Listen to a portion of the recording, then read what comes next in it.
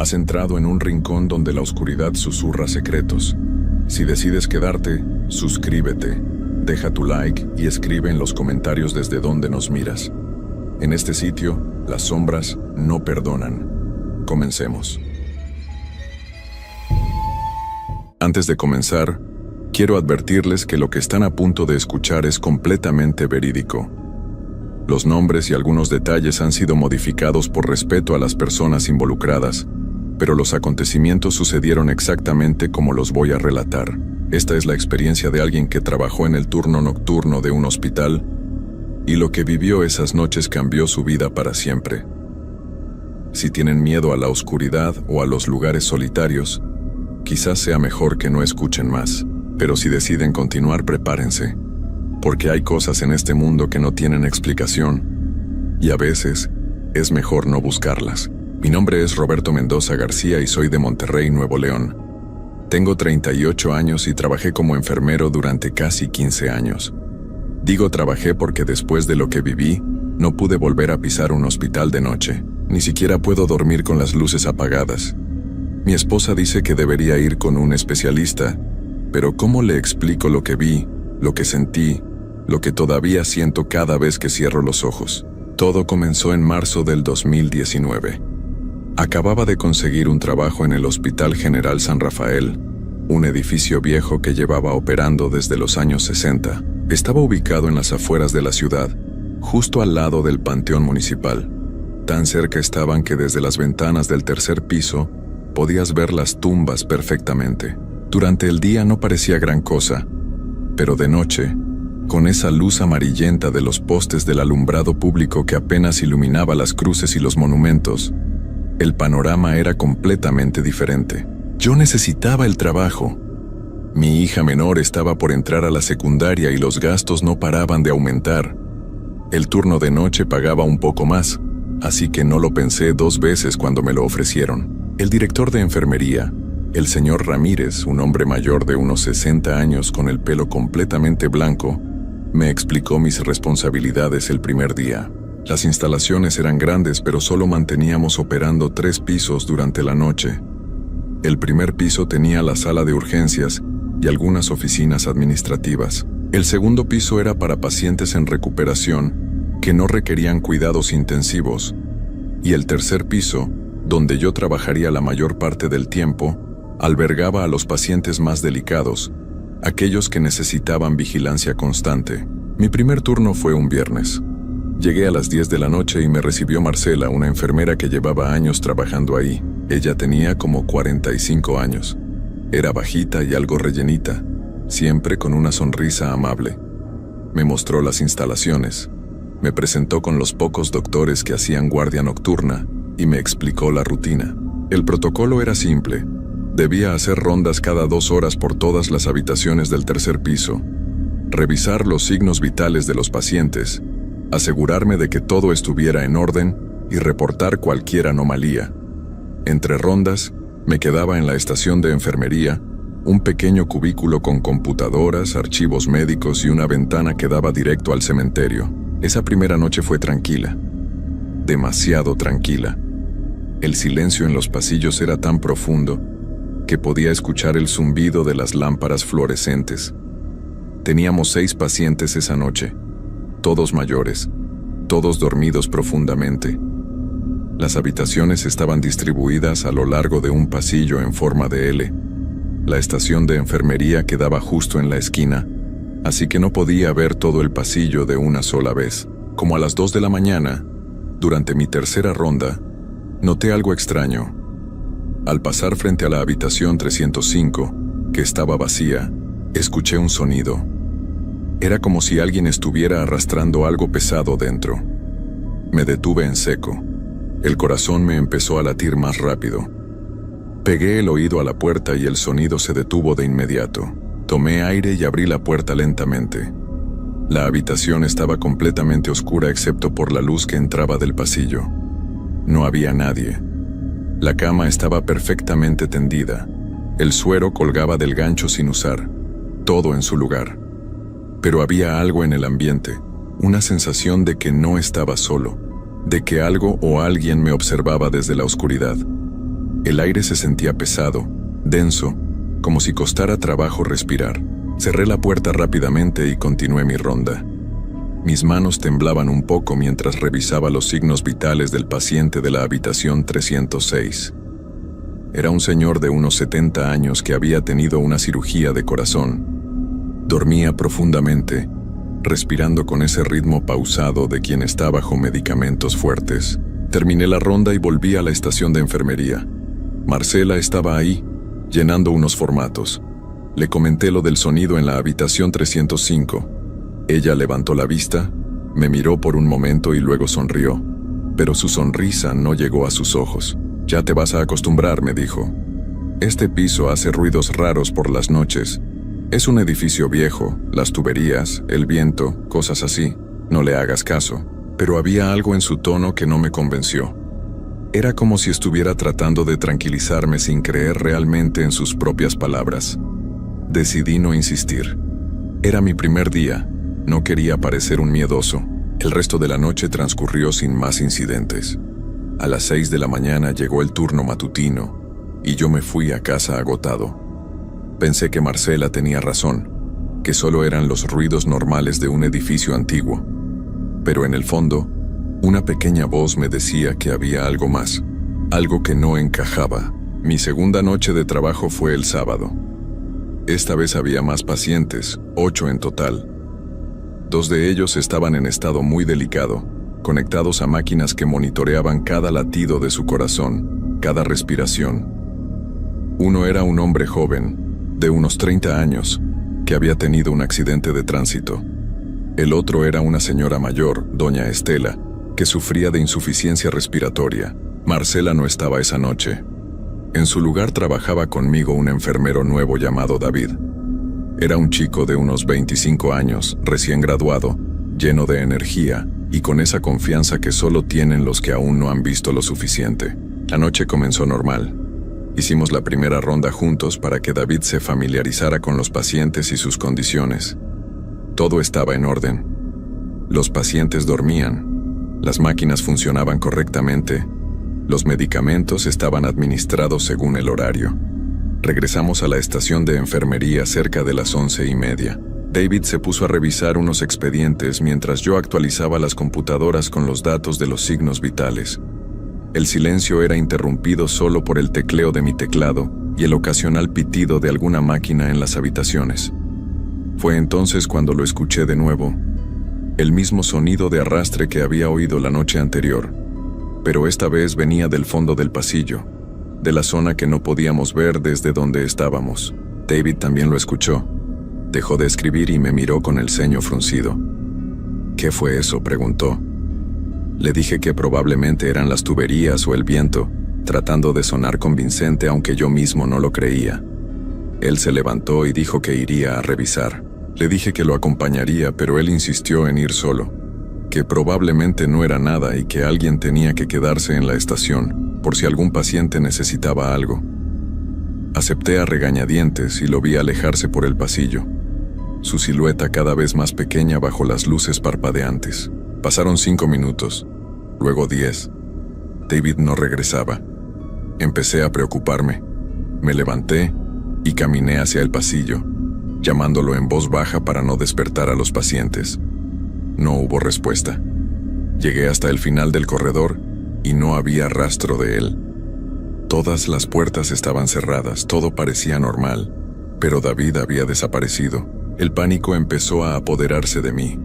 Corrí de vuelta a la estación y tomé el teléfono para llamar a seguridad, pero en ese momento escuché pasos acercándose. Era David. Venía caminando lentamente, con la mirada perdida, como si estuviera en trance. «David», grité, «¿dónde estabas? ¿Qué pasó?» Él me miró, pero fue como si no me viera realmente. Sus ojos estaban vidriosos, la piel pálida, y le temblaban las manos. Finalmente habló, con una voz apenas audible. «Había alguien ahí», susurró. «En la habitación 305. Una mujer. Estaba parada junto a la ventana mirando hacia el cementerio. Cuando me acerqué, se volteó hacia mí y... «¿Y qué?», lo interrumpí agarrándolo de los hombros. No tenía cara, Roberto. Donde debería estar su rostro solo había sombra. y cuando abrió la boca para hablar, salió un sonido horrible, como si 1000 voces hablaran al mismo tiempo. Me dijo algo pero no pude entenderlo.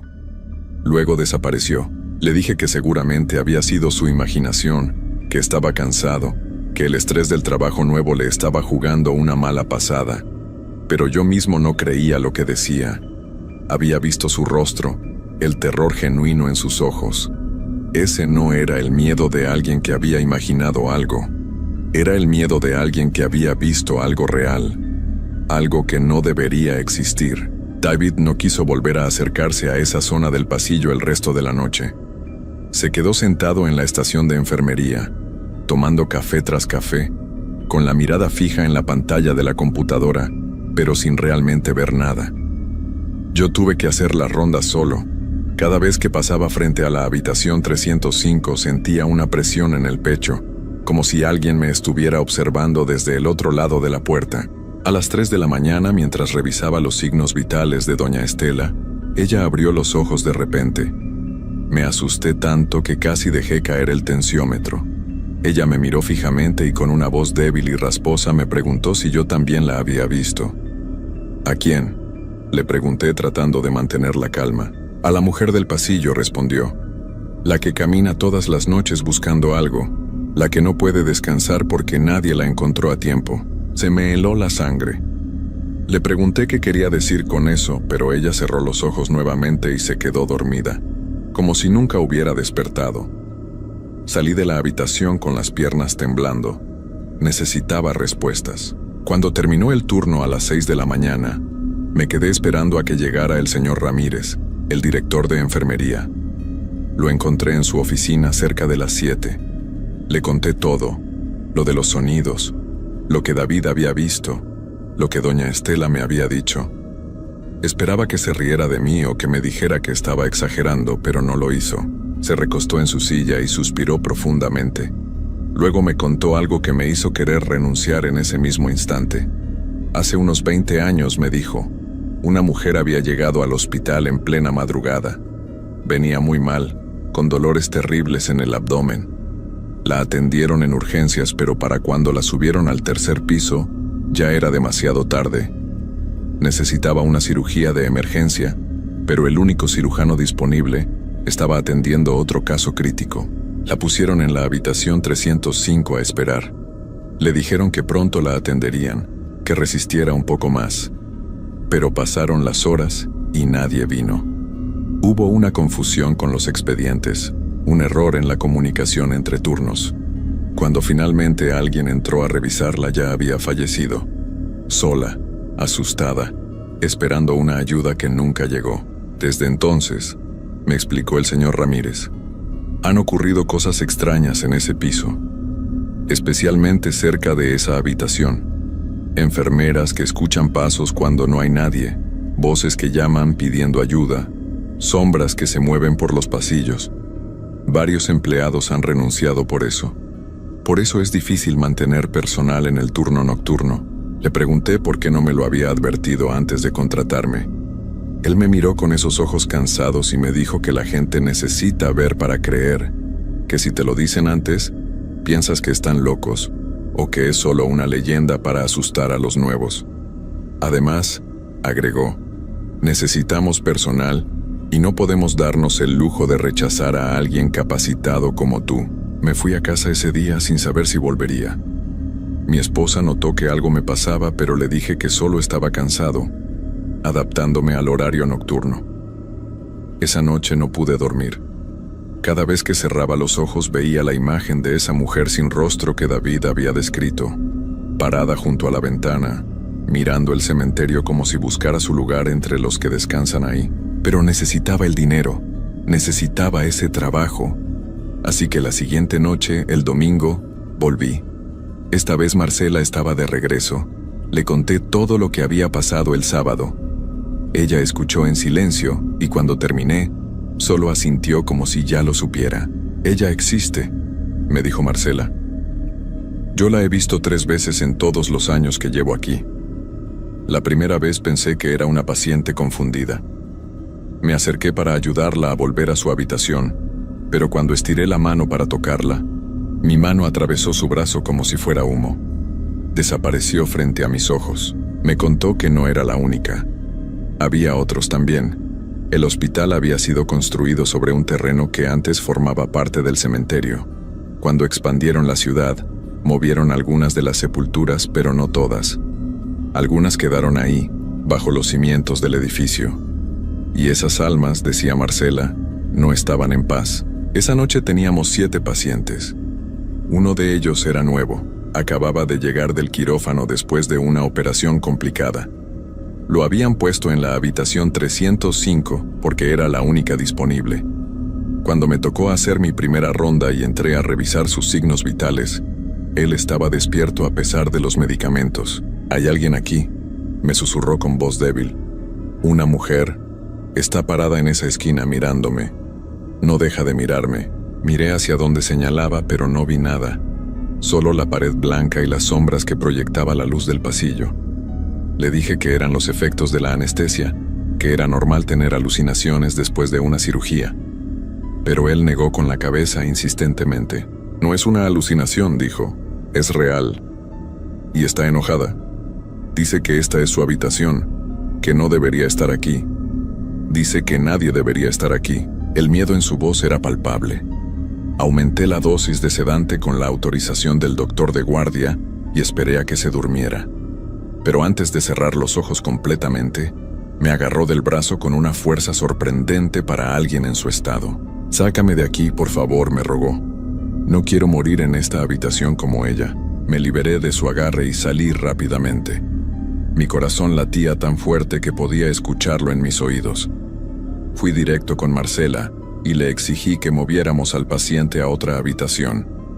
Ella me dijo que no había más habitaciones disponibles, que tendría que esperar hasta la mañana.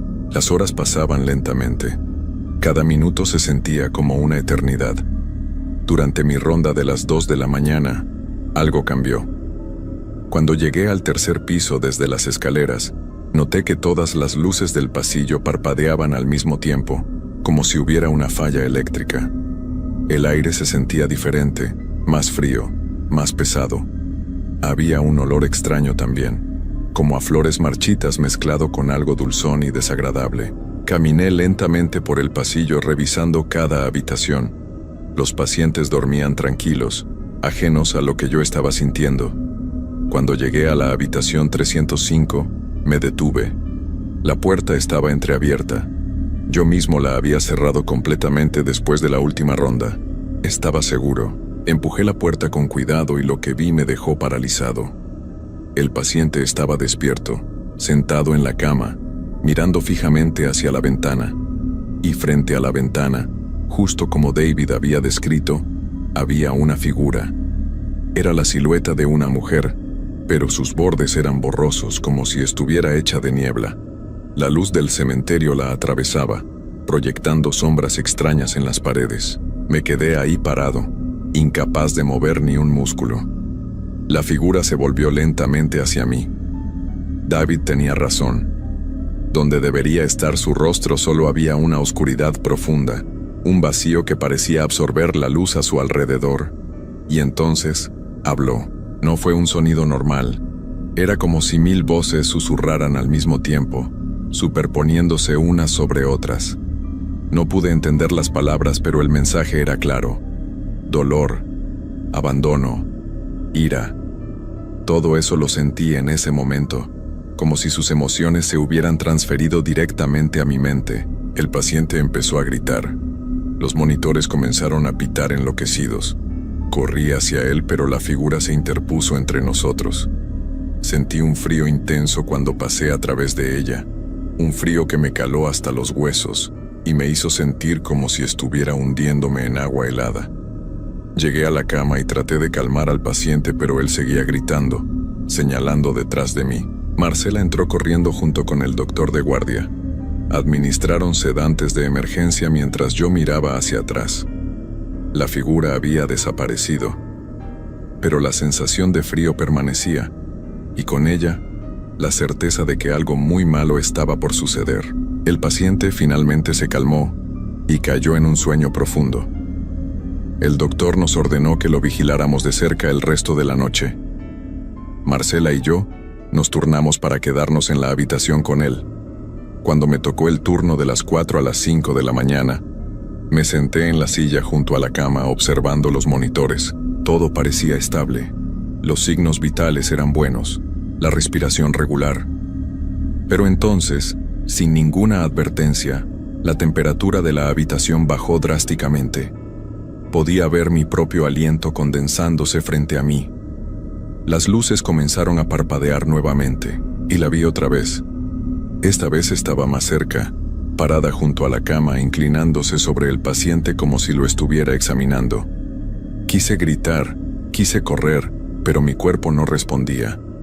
Era como si una fuerza invisible me mantuviera clavado en esa silla. La figura extendió lo que parecía ser una mano hacia el rostro del paciente, y en ese momento, los monitores se volvieron locos. El ritmo cardíaco se disparó, luego cayó en picada. Las alarmas sonaron por todo el piso. Marcela y el doctor entraron corriendo. Iniciaron las maniobras de reanimación mientras yo permanecía paralizado en esa silla, observando cómo la figura se alejaba lentamente hacia la ventana. Esta vez pude verla con más claridad. Su forma se volvió más sólida por un momento y alcancé a distinguir un vestido de hospital viejo y manchado, el cabello largo y oscuro cayendo sobre sus hombros. Trabajaron en el paciente durante 20 minutos. 20 minutos eternos en los que yo no pude hacer nada más que mirar. 20 minutos en los que sentí cada segundo como si fuera una hora, pero no hubo nada que hacer. El doctor finalmente se detuvo, miró el reloj y declaró la hora. 4:32 de la mañana. Marcela me miró con lágrimas en los ojos. Ella también la había visto esta vez. No dijo nada, pero no hacía falta. Ambos sabíamos lo que había pasado. Esa mujer, ese espíritu, esa cosa, lo que fuera, había reclamado esa habitación nuevamente. Y alguien había pagado el precio. El resto de la noche fue un borrón. Vinieron más doctores, personal administrativo, todo el protocolo que sigue cuando alguien fallece en el hospital. Tuvieron que mover el cuerpo y limpiar la habitación. Yo me quedé en la estación de enfermería, temblando, incapaz de procesar lo que acababa de presenciar. Cuando llegó el turno matutino, les expliqué a los nuevos enfermeros que había ocurrido un deceso durante la noche. Nadie preguntó detalles. Nadie quería saber. Me fui a casa caminando como un zombi, sin recordar siquiera cómo llegué. Los días siguientes fueron horribles. No podía dormir. Cada vez que cerraba los ojos veía esa figura oscura inclinándose sobre el paciente. Escuchaba esas voces superpuestas, susurrando cosas que no podía entender pero que me llenaban de terror. Mi esposa estaba muy preocupada. Me rogaba que fuera al doctor, que pidiera ayuda, pero ¿cómo le explicaba lo que había visto? Decidí investigar por mi cuenta. Fui a los archivos del hospital y busqué información sobre aquella mujer que había fallecido 20 años atrás. Encontré su expediente. Se llamaba Patricia Hernández Ruiz. Tenía 34 años cuando llegó al hospital esa madrugada de octubre de 1999. Era madre de 2 niños pequeños. Leí el reporte completo. Los detalles médicos, las notas de las enfermeras, el informe de lo que salió mal. Había sido un error humano, una serie de malentendidos y comunicaciones fallidas que terminaron en una tragedia. Nadie fue culpado directamente. Estas cosas pasan, decía el reporte final. Una desafortunada combinación de circunstancias, pero para Patricia no fueron solo circunstancias. Fue su vida. Fue morir sola y asustada en una habitación de hospital, esperando una ayuda que nunca llegó a tiempo.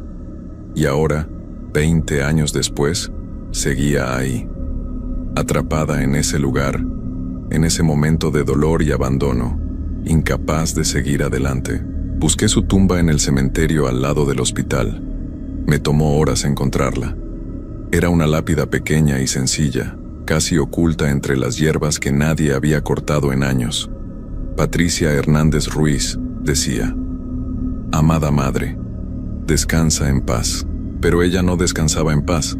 Eso era obvio. Me arrodillé frente a la tumba y no supe qué decir. Lo siento, no parecía suficiente. Nada parecía suficiente. Me quedé ahí hasta que oscureció, viendo las luces del hospital encenderse una por una a medida que caía la noche.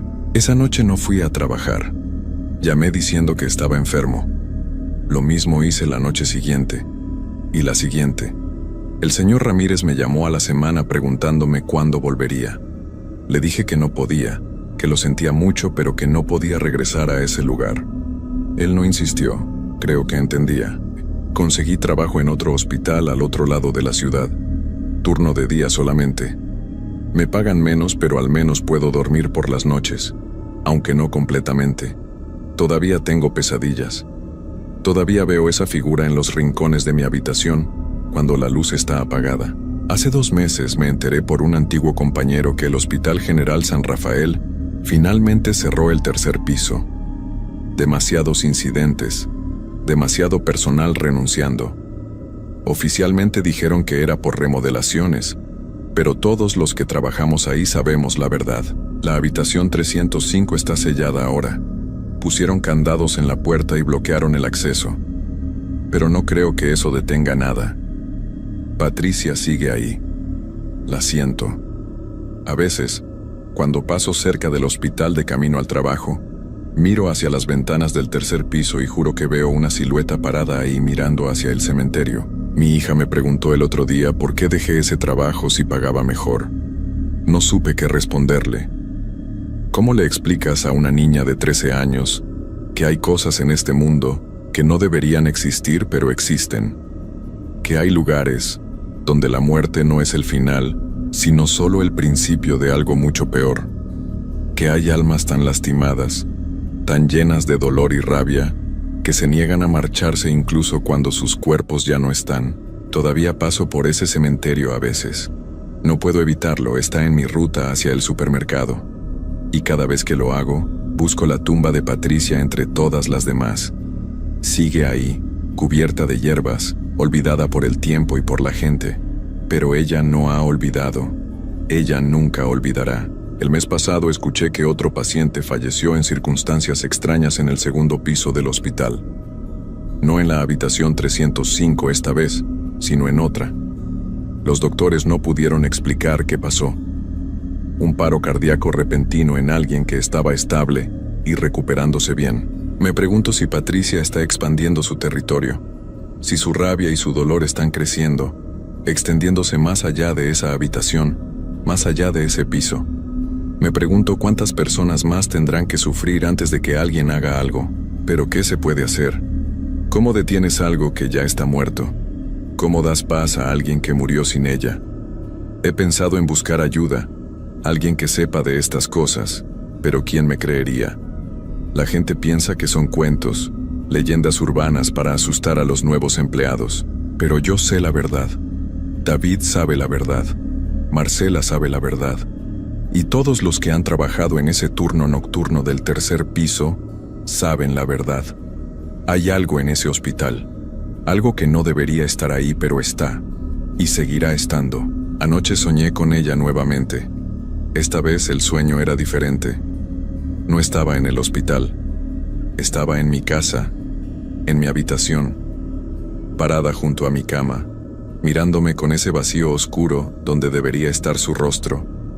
Y por primera vez, pude entender lo que decía con esas 1000 voces superpuestas. Ayúdame.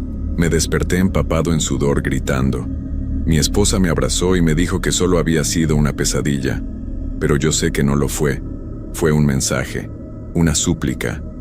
Patricia me está pidiendo ayuda, pero no sé cómo dársela. No sé qué quiere, qué necesita para finalmente descansar. Y lo peor de todo es que tengo miedo de averiguarlo. Tengo miedo de que si intento ayudarla, si vuelvo a ese lugar, ella no me deje ir.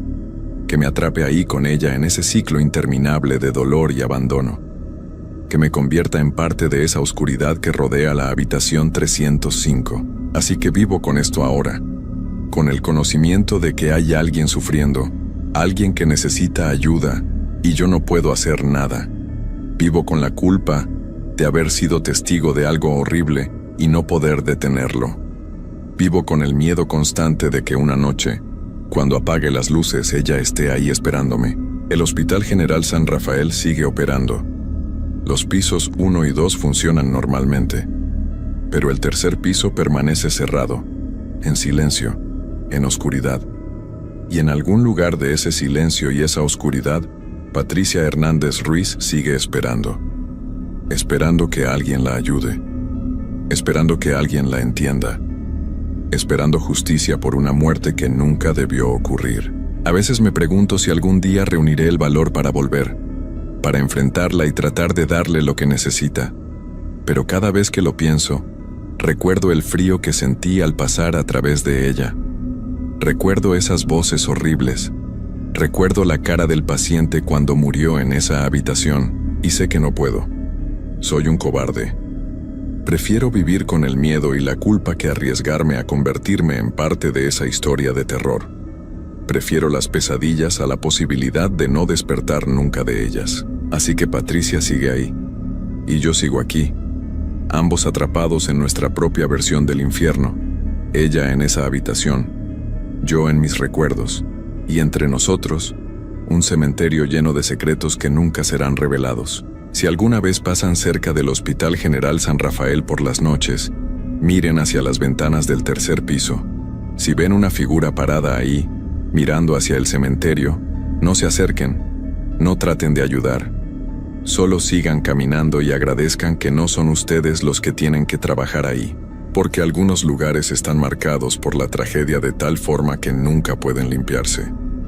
Algunos dolores son tan profundos que trascienden la muerte, y algunas almas están tan rotas que ni siquiera el tiempo puede curarlas. Patricia Hernández Ruiz murió sola en la habitación 305 hace 26 años, pero de muchas formas, sigue muriendo ahí cada noche, y seguirá muriendo ahí por siempre, porque nadie pudo salvarla entonces, y nadie puede salvarla ahora. Esta es mi historia, este es mi testimonio, y esta es mi advertencia.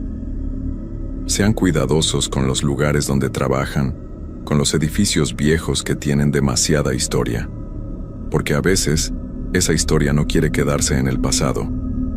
A veces, el pasado se aferra al presente con garras invisibles y no lo suelta. Y lo más aterrador de todo es que esto no es el final. Es solo una pausa, porque Patricia sigue ahí, esperando.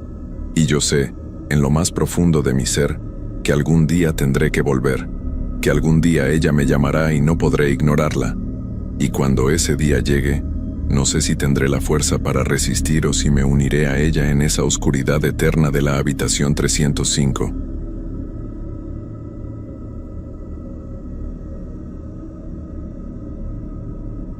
¿Alguna vez te has preguntado qué pasa cuando el mundo se duerme y tú te quedas despierto? Hay algo en la noche que cambia todo. Las sombras se alargan, los ruidos normales se vuelven extraños, y la soledad pesa diferente. La mayoría de la gente duerme tranquila en sus camas sin pensar en quienes trabajan mientras todos descansan.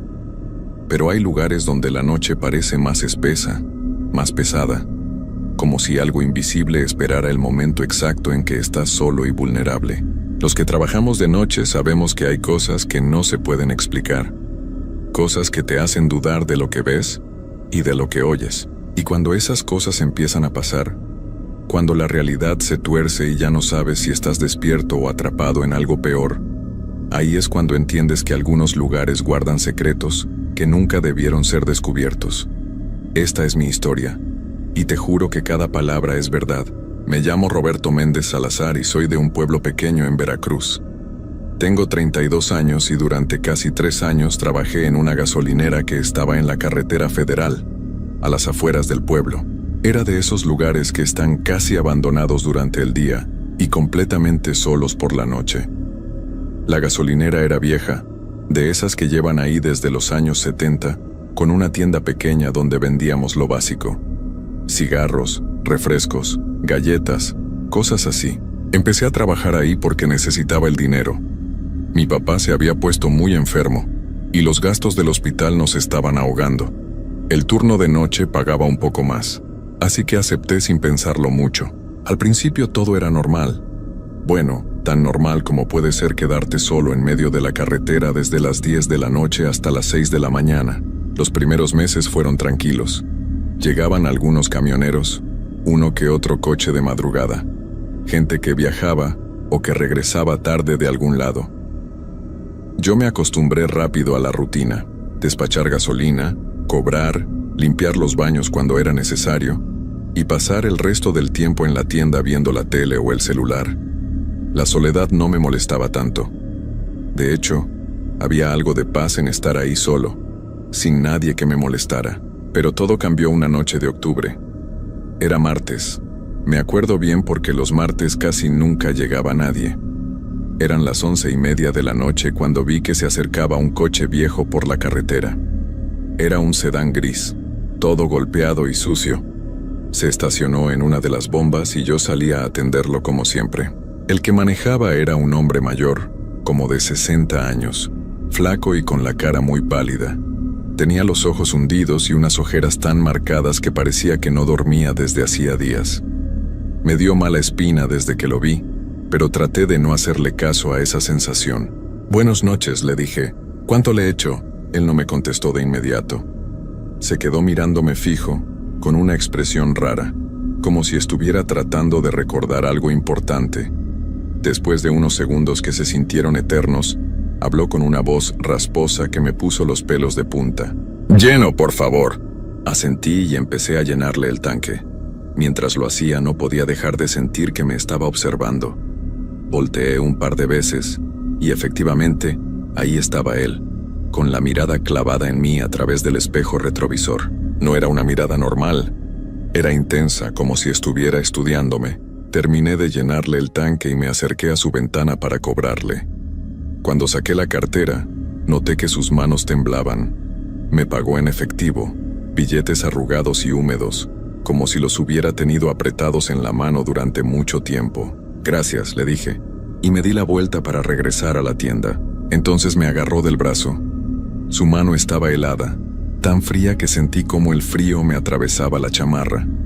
Me volteé asustado y lo vi ahí, con los ojos muy abiertos, casi suplicantes.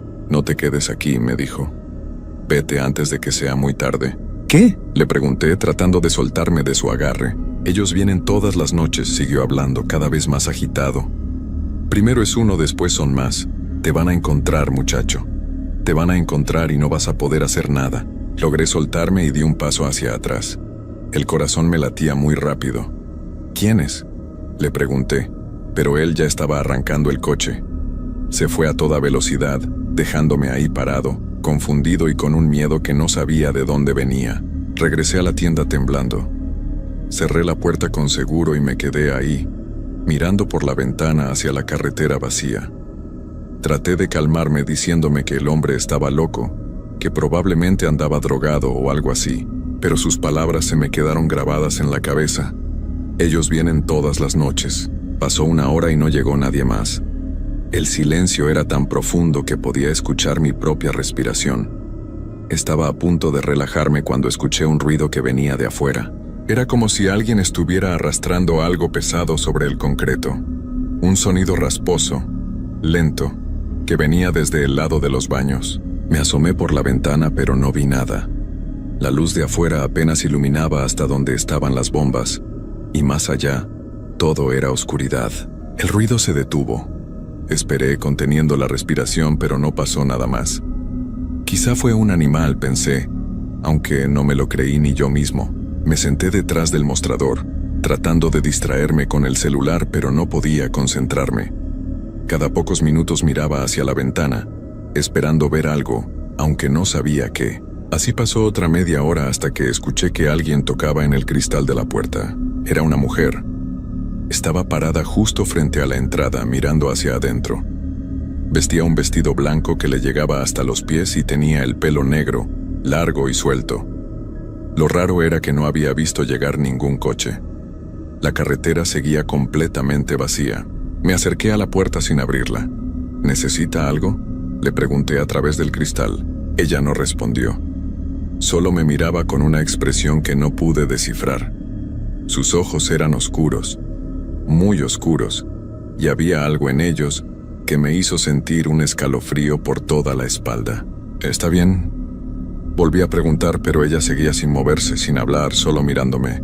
De repente, levantó una mano y la puso contra el cristal.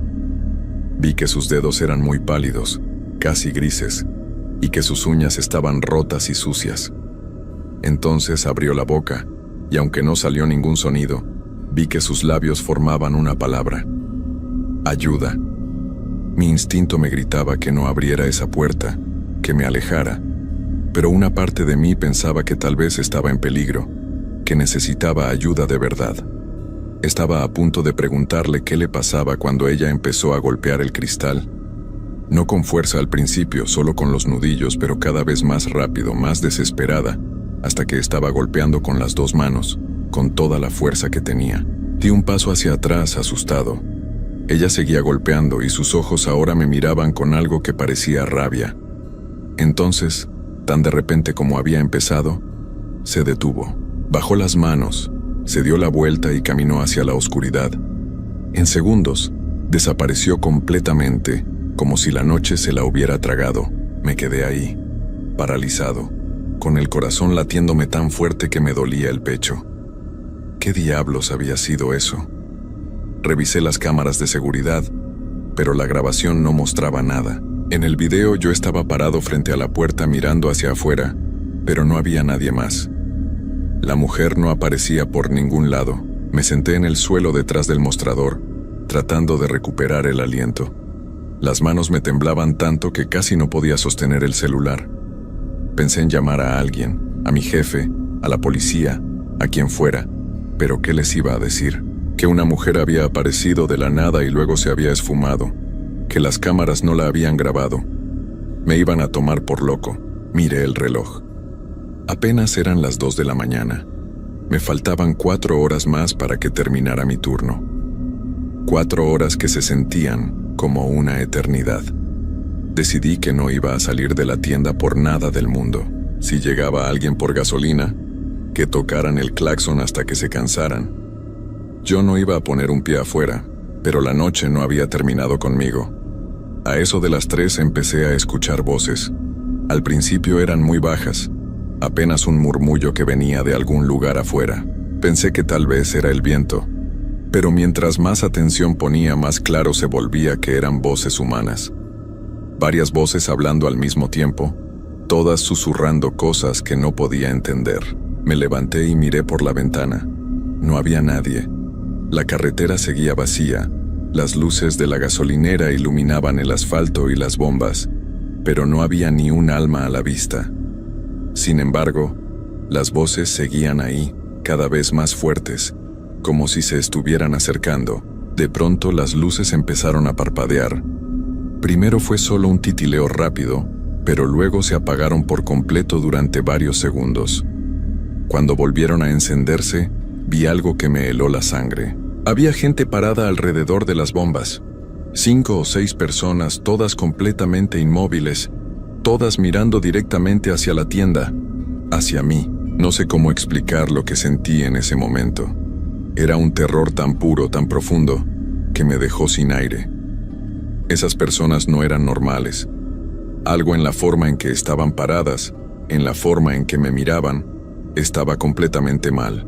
No parpadeaban, no se movían ni un milímetro y aunque estaban lejos podía sentir sus ojos clavados en mí.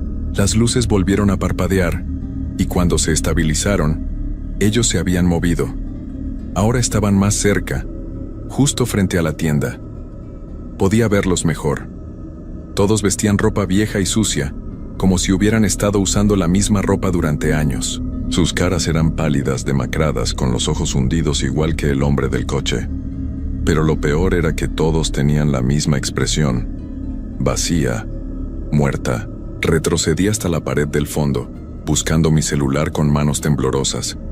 Marqué al número de emergencias, pero no había señal. Nada, ni una sola barra. Miré hacia la ventana otra vez y ahora ellos estaban justo pegados al cristal, con las caras presionadas contra el vidrio, dejando manchas grasosas que escurrían lentamente. Empezaron a rascar el cristal con las uñas, todos al mismo tiempo, produciendo un sonido horrible que me atravesaba los oídos. Yo estaba gritando, pero mi voz sonaba lejana, como si no fuera mía. De repente uno de ellos, un hombre joven con el rostro cubierto de tierra, abrió la boca muy amplia, mucho más de lo que una boca normal debería poder abrirse, y comenzó a emitir un sonido. No era un grito ni un gemido. Era algo peor. Era como el sonido del viento pasando por un lugar vacío, un silbido hueco que me hizo sentir que me iba a desmayar. Cerré los ojos con fuerza, tratando de convencerme de que nada de esto era real, de que estaba soñando o que me había quedado dormido, y esto era una pesadilla. Pero cuando los abrí, ellos seguían ahí, y ahora estaban empujando la puerta. El seguro temblaba, la puerta se sacudía en su marco, y yo sabía que no iba a resistir mucho. Corrí hacia la puerta trasera de la tienda, la que daba a la bodega. La abrí y entré, cerrándola detrás de mí. La bodega era pequeña, llena de cajas y estantes con mercancía.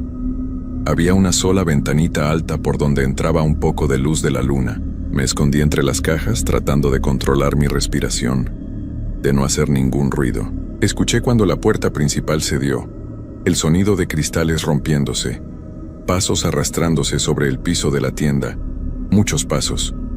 Ellos habían entrado, podía oírlos moviéndose por ahí, tirando cosas, buscando, y entonces escuché la voz de una mujer. Era la misma que había estado en la puerta. Hablaba con un tono cantarino, casi dulce, pero las palabras eran horribles. Sabemos que estás aquí, decía. No puedes esconderte, esto es nuestro, siempre ha sido nuestro. Tú no deberías estar aquí. Los pasos se acercaron a la puerta de la bodega. Vi la perilla moverse lentamente. Mi corazón latía tan fuerte que estaba seguro de que podían oírlo. La puerta se abrió con un chirrido, y la luz de la tienda entró, proyectando sombras largas y retorcidas sobre las paredes. Contuve la respiración mientras veía sus siluetas recortadas en el marco de la puerta. Eran más de los que había visto antes. Muchos más. Empezaron a entrar a la bodega, moviéndose de esa manera extraña, como si sus articulaciones no funcionaran bien. Me encogí más entre las cajas, rezando en silencio, aunque hacía años que no rezaba. Uno de ellos se detuvo justo frente a donde yo estaba escondido. Era un niño. No podía tener más de 10 años. Vestía un pijama descolorido y sus pies estaban descalzos y sucios. Giró la cabeza hacia mi dirección, y aunque estaba casi completamente oscuro donde yo estaba, supe que me había visto. Levantó una mano pequeña y señaló directamente hacia mí. «Ya te encontramos», dijo con una voz que sonaba como la de muchas personas hablando al mismo tiempo. Los demás empezaron a acercarse. Yo cerré los ojos esperando lo peor cuando de repente escuché el sonido de un motor. Un coche se había estacionado afuera. Escuché una puerta cerrarse y pasos en el concreto. Alguien había llegado. Las figuras en la bodega se detuvieron. Se quedaron completamente quietas como estatuas. Entonces, como si obedecieran una orden silenciosa, empezaron a retroceder. Salieron de la bodega uno por uno, en fila, y desaparecieron en la oscuridad de la tienda. No escuché la puerta, no escuché nada más. Simplemente se fueron. Me quedé ahí, temblando, sin atreverme a moverme. Pasaron varios minutos hasta que escuché una voz desde afuera. Era un hombre mayor. Sonaba preocupado. «¿Hola? ¿Hay alguien aquí? La puerta está rota». Salí de mi escondite como pude, con las piernas apenas respondiéndome. Cuando llegué a la tienda, vi a un señor mayor parado junto a su camioneta. Me vio salir y se asustó al ver mi estado. «¿Qué te pasó, muchacho? ¿Te asaltaron?» No pude responderle. Solo me dejé caer en el suelo, exhausto y confundido. El señor llamó a la policía y a mi jefe. Cuando llegaron, traté de explicarles lo que había pasado, pero no me creyeron. Dijeron que probablemente unos ladrones habían intentado robar y que me había asustado. Revisaron las cámaras y efectivamente no mostraban nada. Solo a mí corriendo y escondiéndome de algo invisible. Mi jefe me dio unos días libres. Creo que pensaba que estaba teniendo una crisis nerviosa o algo así. Yo acepté sin discutir porque necesitaba salir de ahí, alejarme de ese lugar. Pero durante esos días en casa no pude dormir. Cada vez que cerraba los ojos veía sus caras pálidas presionadas contra el cristal. Escuchaba ese sonido hueco saliendo de sus bocas. Investigué sobre la gasolinera.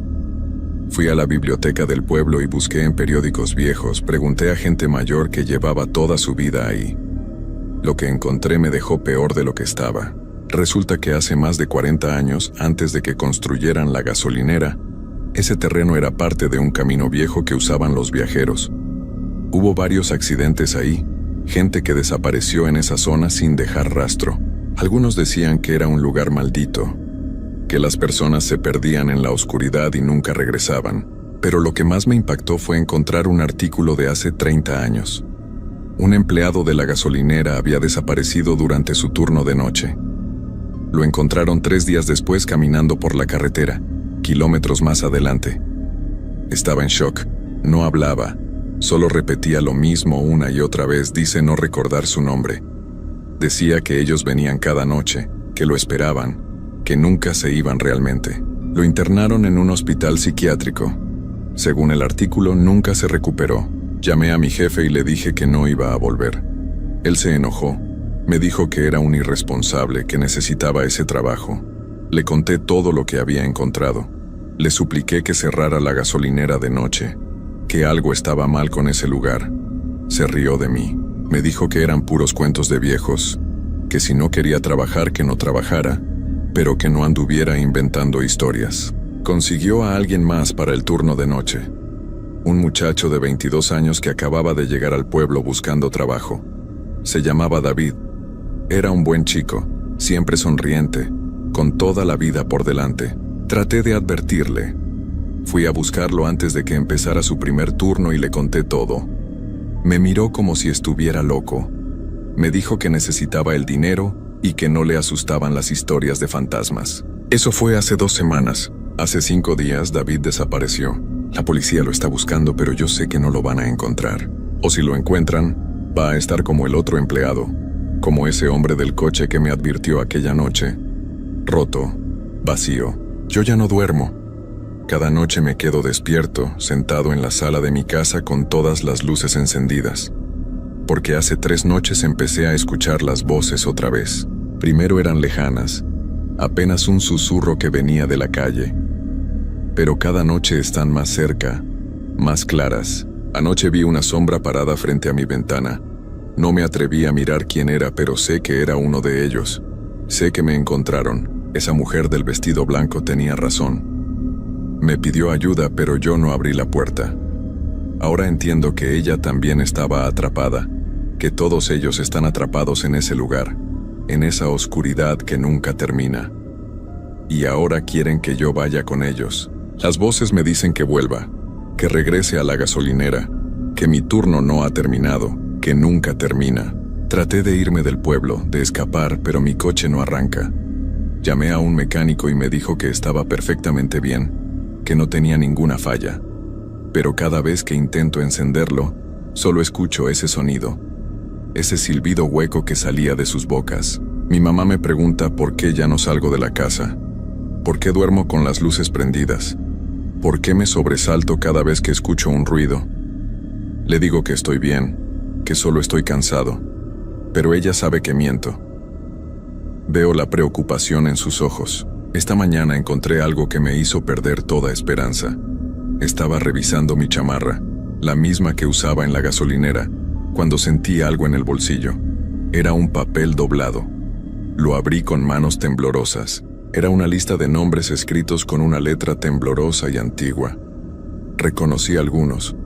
Eran los nombres de los empleados que habían trabajado en la gasolinera a lo largo de los años, todos los turnos de noche. Y al final de la lista, escrito con tinta fresca, estaba mi nombre, Roberto Méndez Salazar, y debajo, recién agregado, el nombre de David. Pero lo que me paralizó fue ver que había un espacio en blanco debajo del nombre de David. Un espacio esperando ser llenado con el siguiente nombre. Anoche las voces se detuvieron. La casa quedó en un silencio absoluto que era peor que cualquier ruido. Me asomé por la ventana y los vi. Estaban todos ahí, parados en la calle frente a mi casa. Decenas de ellos, cientos tal vez. Todas esas personas que habían desaparecido en ese lugar maldito a lo largo de los años. Y en medio de todos ellos estaba David. Me miraba con esos ojos vacíos y levantó una mano, haciéndome una seña para que saliera, para que me uniera a ellos. Ahora entiendo que no hay escape, que cuando trabajas en ese lugar, cuando pasas las noches ahí solo en la oscuridad, algo te marca, te reclama, y no importa a dónde vayas o qué tan lejos corras, ellos siempre te van a encontrar. Esta es mi última noche aquí. Las luces de mi casa empezaron a parpadear hace una hora. Escucho pasos en el techo, rasguños en las paredes, voces susurrando mi nombre desde todos los rincones. Sé que van a entrar pronto. Sé que me van a llevar de vuelta a ese lugar. Mi mamá está dormida en su cuarto. Le dejé una nota diciéndole que la quiero, que no es su culpa, que por favor no me busque, que olvide que alguna vez trabajé en esa gasolinera. Alguien está tocando la puerta principal ahora mismo. Golpes suaves y constantes. Toc, toc, toc. Ya no tengo miedo. Solo siento un cansancio profundo, una resignación que me pesa más que cualquier otra cosa. Porque sé que cuando abra esa puerta, cuando finalmente salga y vaya con ellos, me voy a convertir en uno más. Voy a estar parado ahí en la oscuridad de la gasolinera cada noche, esperando al siguiente empleado que cometa el error de tomar ese turno, tratando de advertirle sabiendo que no va a servir de nada, porque ese lugar no suelta a nadie. Los golpes son más fuertes ahora. Ya no están solo en la puerta. Están en las ventanas, en las paredes, en el techo. Toda la casa tiembla. Es hora de irme. Si alguna vez pasas por una gasolinera vieja en una carretera solitaria y ves que está abierta de noche, si ves a un empleado parado ahí solo detrás del mostrador con mirada perdida, no te detengas. Sigue manejando. No importa cuánta gasolina necesites. No importa qué tan cansado estés. Porque si te detienes, si entras, si miras a los ojos a esa persona, vas a ver lo mismo que yo veo ahora cuando me miro al espejo. Vas a ver que ya no hay nadie adentro. La puerta se está abriendo. Ellos han venido por mí. Y ahora mi turno realmente comienza.